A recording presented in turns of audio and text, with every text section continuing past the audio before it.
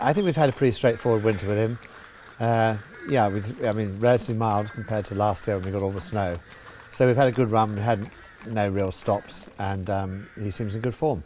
And just give us a bit of a backstory to this horse, because he started his career in September and then in a very short space of time ran 3 times, culminating with a win in the Horris Hill Stakes at Newbury. Yes, well, he was quite immature, and so in midsummer when it was very, very dry, Angus Gold and I had a discussion. We sent him back to Shadwell, where he was well looked after, and he spent about a month back there, I suppose, just giving him a bit of a break. And so that's why he was late coming out, and he was an immature horse anyway, so it did him well, and he came out and won his last 2 races, and ultimately the Horris Hill was the indication that we might have a nice horse. And he was a 33-1 shot that day at Newbury. Did that performance come as a surprise to you? I should be quite honest, it didn't at all. No, he'd been working very well, and I was particularly impressed the way he won. And he's still learning a bit, I think he's got more to offer, because he was still a bit green. When he hit the front there, he just had to be caught hold a little bit.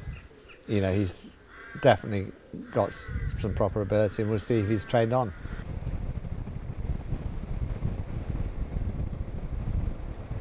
We've had a really good run, I have to say. I mean, he's working well. I mean, top and bottom of it is it depends what turns up, and if Too Darn Hot turns up, well, we'll have to see. But he deserves to take his chance, and we think he's a nice horse, and we just have to find out how good he is. As you say, a very potentially tough starting point up against Too Darn Hot. How do you feel about taking him on? Well, I think always the worry is if you possibly have a potential Guineas horse, you have the Guineas before the Guineas. You don't really want that, and I see it as a trial anyway. So he'll go in there well prepared, in very good form, and he'll just hopefully run a nice race, and we'll see what happens. But no guarantees he's going to be good enough to win it. But he is in good form. He's in very good order.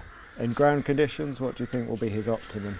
Well, that is a interesting point, because he's never really been on fast ground.